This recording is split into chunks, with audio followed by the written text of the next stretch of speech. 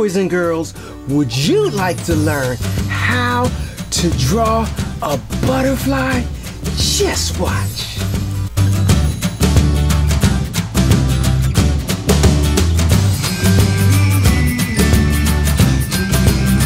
Hey boys and girls, welcome back to Mr. Smith's Art Room for Kids. Now today, I'm going to show you how to draw a butterfly, but not just any butterfly.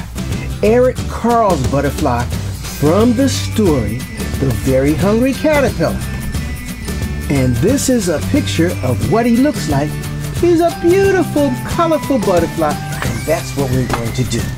Now, if you like to have the book in your library, and I think it's a very special book, I have one in my library. I think you should have one too.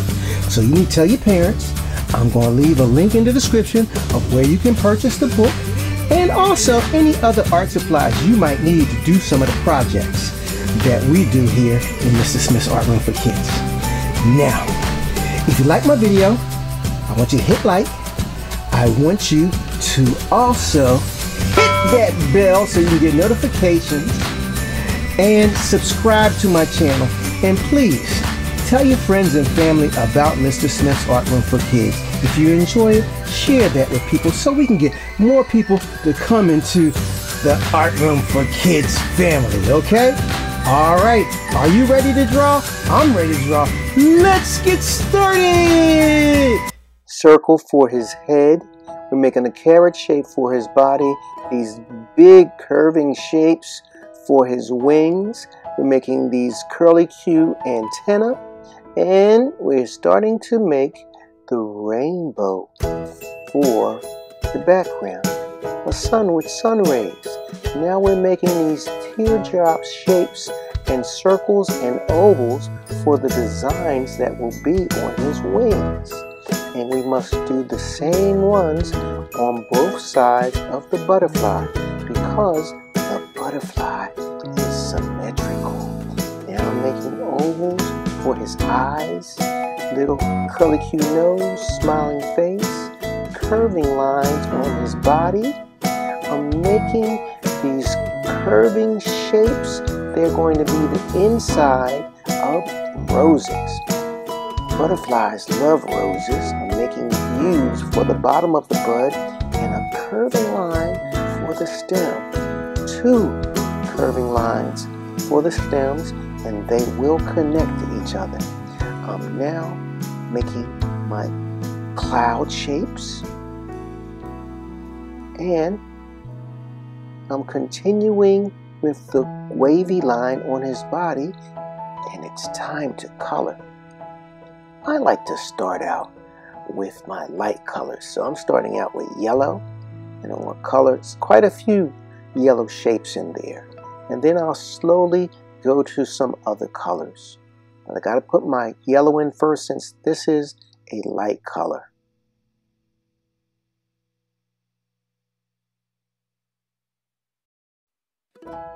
Now I'm going to use a pink, and if I put pink on the left, I must put pink on the right. And if you look closely, you'll see I'm using my one-stroke method where I outline a shape first, and then I use the 1 stroke or 2 strokes to fill up the inside of the shape.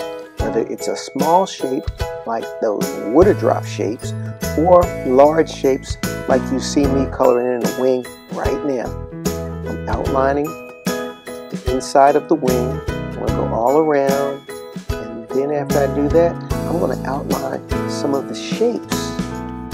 Then I'll easily be able to go around with my 1-stroke method, and I won't go over the line. Very important. When I was a little boy, I colored many a coloring book, and the first thing I would do when coloring in coloring books would be to outline some of the lines so that when I colored inside the shapes, I wouldn't go over. And that was a good way of training my hand on how to color and how to draw. Coloring books, I believe, are very beneficial. Now I'm filling up one side of the butterfly's wing with orange, and after that I'll go ahead to the other side.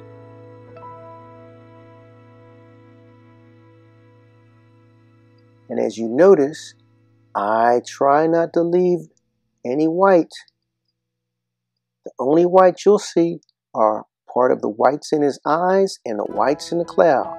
Mr. Smith loves color. I love bold and bright colors.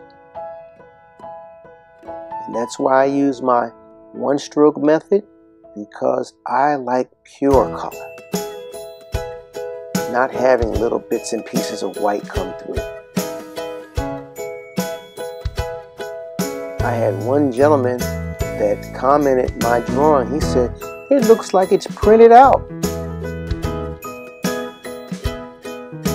But he watched my video and he saw that I colored the whole thing, step by step, one shape at a time.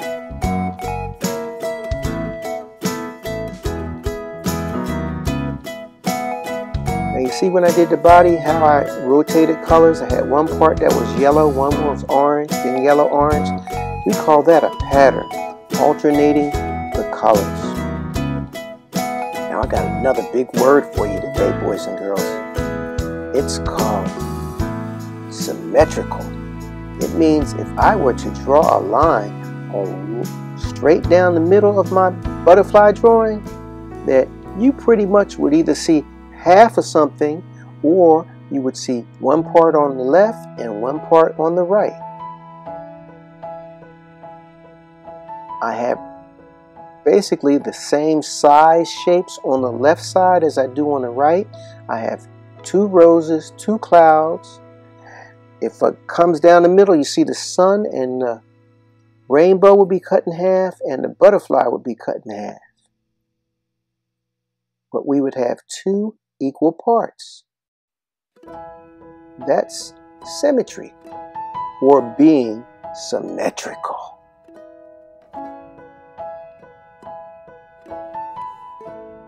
In fact, a lot of times I like to call my butterfly the symmetrical butterfly. Although we are inspired by Eric Carle's hungry caterpillar butterfly.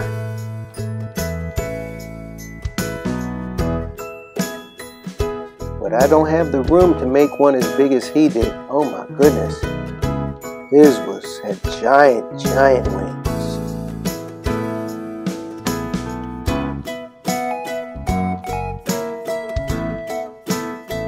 I'm finishing up the face with orange, and then I'm going to put a little blue in his eyes, just on the bottom part.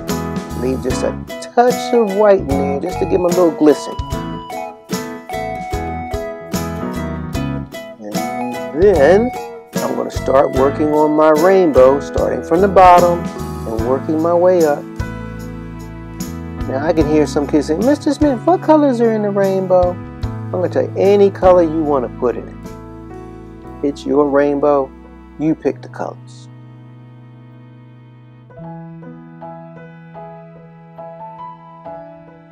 And I am really interested in seeing one of you out there to have your parents take a picture and send in your drawing.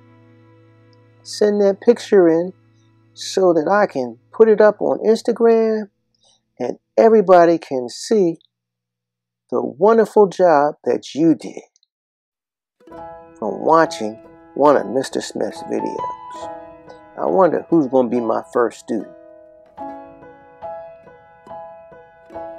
Alright, rainbow done. Getting ready to put some yellow in my sun. And now it's time to outline around in blue so I can do the sky. Try to outline all the shapes, his wings, around the clouds and the flower. Now normally where I have black, I'll just go over top of that because it will show through.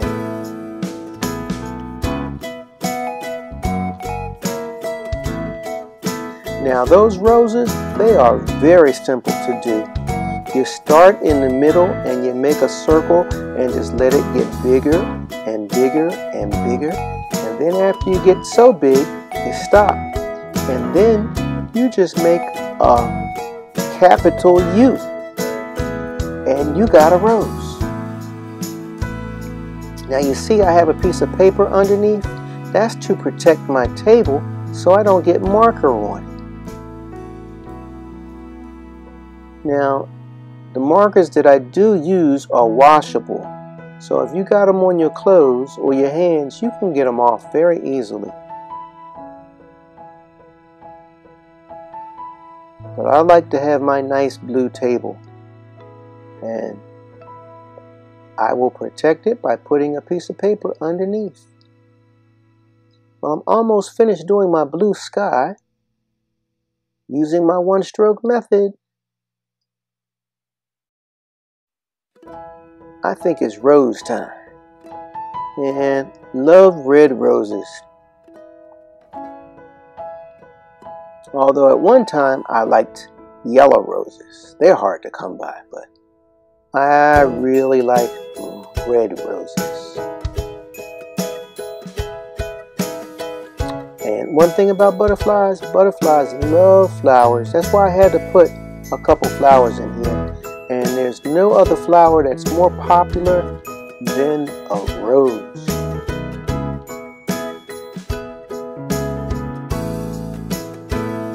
Now, I made the stems light green. Now the background at the bottom is going to be a dark green.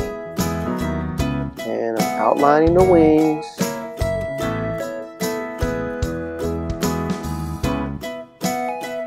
Slowly going around, trying not to get any marker on my butterfly. We're almost there. I'm doing a one-step, one-stroke process.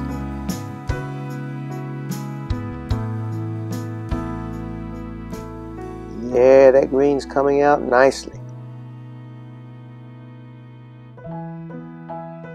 Normally, if I were doing this and didn't have the camera on, sometimes I turn my paper upside down or to the side so I can get to it a little bit easier.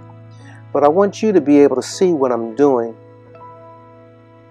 So it takes me a little bit longer, but you are important, my audience. So I want you to be able to see visually what Mr. Smith is trying to do. And I'm just about done. Last couple things. I'm finished, boys and girls. What do you think? I know you did a great job with your drawing too. Boys and girls, I had a wonderful time having you in Mr. Smith's Art Room for Kids today. I hope you enjoyed yourself. Your butterflies, I'm sure, look wonderful. I would love if your parents would take a picture, send them in. I will display them on my Instagram page. I would love nothing but to see hundreds of butterflies on my page from wonderful kids out there. It really would make me feel so good. Now, remember, if you like my video, subscribe, like, hit that bell so you can get notifications. And please come back next week and bring somebody else, because we're going to have a brand new project, a brand new video. All right? I'll see you later. Take care. Bye-bye.